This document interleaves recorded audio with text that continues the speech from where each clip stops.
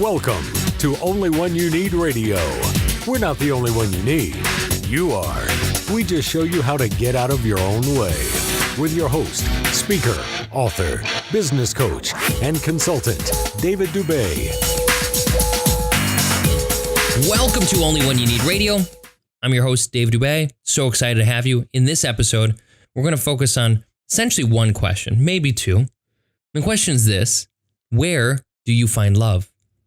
Where do you find love? I might also add to that, how do you define love? Very important questions. And once again, this comes to the premise of people get things, but they seldom understand them.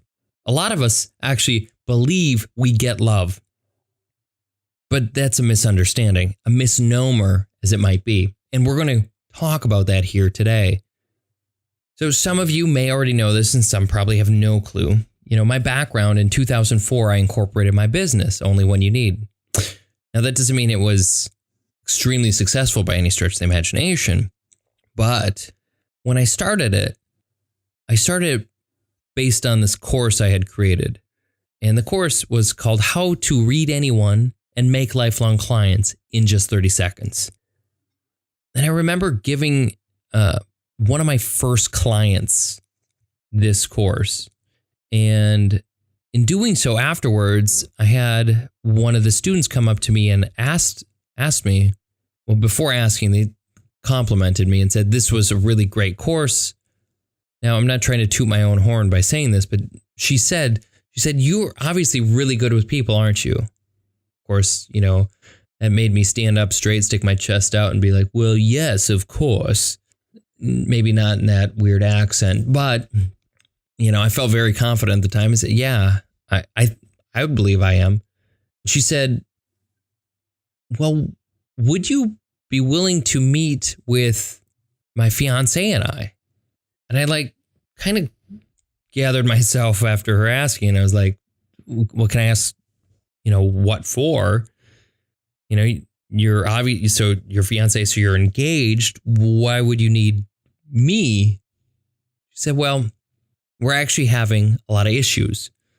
We're planning our wedding, but at this current moment, I don't think we're going to get married based on how our relationship's going. And that scares me because I love this man and I really want to be with him. I was like, okay, sure.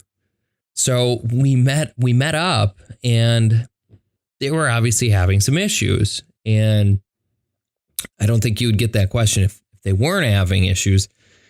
But one of the questions I had asked them is, you know, where do you find your love? And that was very confusing to them. Well, what do you mean? And then I asked them to define love. And that was also an interesting question because they defined love. And maybe you'll feel the same way about this. You'll think the same way about this based upon their experiences with those people in their lives that loved them, how their parents, their siblings, you know, aunts, uncles, grandfathers, grandparents, friends, and past relationships. Now, what took most precedence was past relationships, right? Because your family's supposed to love you, supposedly. And then, but everything else was on past relationships. And we had some people who were out of these two who they were actually both cheated on and it didn't feel good. And so when you're afraid of getting cheated on, you sometimes act differently than when you're confident and you have everything you need. And that's where they were kind of having this. This is actually where the big barrier was between them. And then I shared a story of when I was 17 with my first girlfriend, first serious girlfriend anyway. And I remember she lived an hour away from where I did. And we dated, I don't know, five months. Prom was coming up and we talked about going to prom. So I bought tickets for prom. I remember buying her shoes. I don't even remember. I may have bought her a dress too. I don't remember what. Spent a lot of money. We'll just say that. And I remember going to the mall the day before prom and picking up the tuxedo. And as I'm in line, there's like this massive line at the mall. And the phone rings. I had my dad's cell phone on me at the time because unlike today where everyone and every child's born with a phone in their hand, then it wasn't the case. Like 1 in maybe 500 people had a phone. So I had my dad's phone on me. I was that cool. And she calls. It's like, I can't talk right now. It was terrible reception in the mall. Back then, reception wasn't amazing. It wasn't 4G. It was like spotty, very spotty.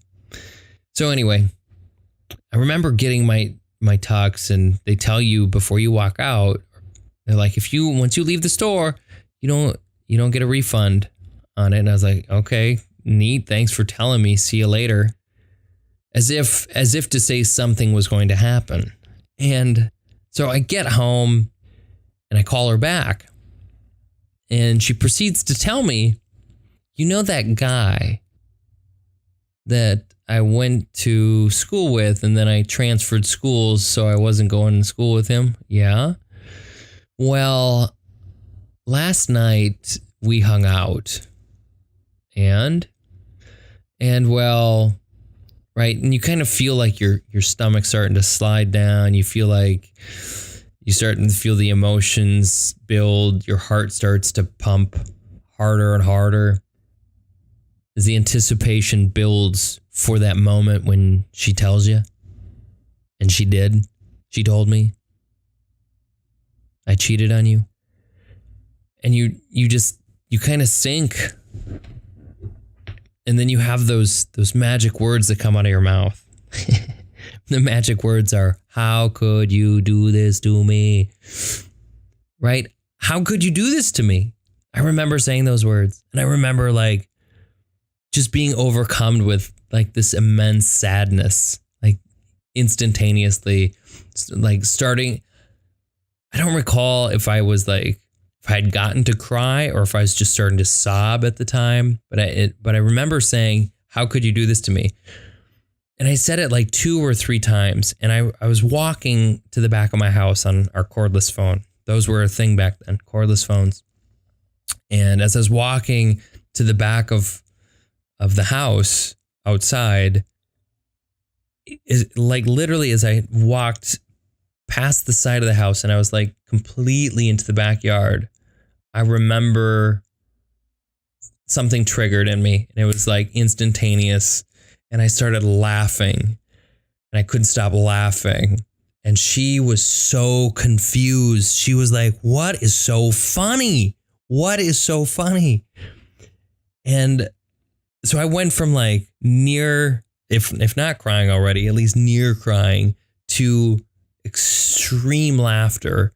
It was so weird. She's like, what is so funny? And I said, you are so funny. This is so funny. And she's like, I'm confused. What? And I said, you taught me such a valuable lesson. Mind you, at this time, I don't know where any of this came from. It just like popped into me and just poured out. And she's like, what do you mean? I said, you taught me such a valuable lesson. You taught me that you're not worth my time. You taught me that timing is perfect. She's like, what do you mean by that? I said, if you waited any longer, this would have been so much more difficult. She's like, what would have been? I was like, leaving you, telling you to get lost, to be out of my life would have been so much more difficult if you had waited any longer. But you didn't. I said, you did me a huge favor by doing this. And I told her, I was like, I'm going to be by this weekend and pick up all the stuff that I bought for you for prom so I can return it and get my money back. And after I do that, I lose my number, never talk to me, never call me. I want nothing to do with you. And by the way, this guy, he's going to screw you over 10 times from Sunday. It's going to be so much worse than you just did to me. And I said, but don't worry about me. I'm already over it. And I hung up and it was done. And it was crazy because like it still took me time to figure it out. Like I was like, what did I just do? Like what? Like at the same time, I was like, well, I'm happy it's over. At the same time, like, what just happened? I didn't know that I knew what I knew. It just was something that was a part of me. So I went from like nearest depth of all things that one could ever have happen to them and feel that way, to on top of the world at the same time, because I owned what happened. I didn't let it own me. But what I had realized out of this that was so absolutely valuable, it's just not more than, it's more than one thing. It was several things. The first off, I realized that she did what she did not to hurt me. She didn't cheat. She didn't do what she did with someone else because she wanted to spite David. That's not it at all. In the moment of what she was doing, she was looking for happiness. She was finding pleasure. She wasn't avoiding pleasure, right? She wasn't, you don't invite another guy around or another person of the opposite sex to avoid having fun. No. So she was seeking pleasure. She wasn't trying to hurt someone. She wasn't trying to hurt me, not intentionally, by seeking pleasure over here. It's just it's the side effect of doing that happened to be, well, emotionally, someone might get hurt, right? So she wasn't doing it to spite me. She was doing it to find pleasure in the moment, which is perfectly fine. She can do that. And she did do that. And so for me, I found out how much I actually appreciated and loved me. And I loved myself. I really, it wasn't just a past tense thing. I love myself. I found love in me before I found her. That's why she wanted to actually be with me. Like, there's confidence in who I am. And I realized that out of like all my relationships, I didn't run and find them. I didn't chase anyone. People chased me. The relationships chased me. It's because I knew who I was. I wasn't worried about being hurt, because when someone does something that could hurt you emotionally, it's a reflection of them, not a reflection of you. But you have to know you first. You have to love you first. If you don't love yourself first, you'll get stomped on. You'll get trampled. And it will, lack of a better way, it'll effing hurt. It will. And it'll continue to hurt. But until you know who you are, until you define you, you'll never know. You'll always be a victim of someone else's actions until you define yourself enough to know where your boundaries are, to set those boundaries, to not let people step on it. And the more you let them step on it, the more they own you, the more they own your emotions, the more they own your love. That's not how love is. Love starts inside of you, not outside of you. See, when someone takes advantage of you, it's because you're validating something through them. You find validation in their actions, in what they do. And if you need them to answer that, you will never have what it is that you truly want, not in your relationships. So when I shared this story to that couple, they realized they never defined love within themselves. And that was the turning point for them and what they really truly desired for their relationship. And when following up with them, their wedding was planned and things were going in the right direction, because they knew that they needed to validate themselves through themselves with their own self-love before they did it through each other. When those are separate, you'll always look for love outside of you. You'll always look for confirmation outside of you. You'll never find it. Not until you find it within you. That's the incredible part about it. Love comes from inside of you. When you find your love, your life will begin to change because people will then be attracted to you because of who you are and not because they're seeking the validation. You see, relationships fall apart when things need to be validated. But when you have self-love, then you don't need that external validation anymore. When you don't need that external validation anymore, then the person that finds you is going to be that one who's not going to need validation from you to be loved by you. That is life-changing. So that's this episode.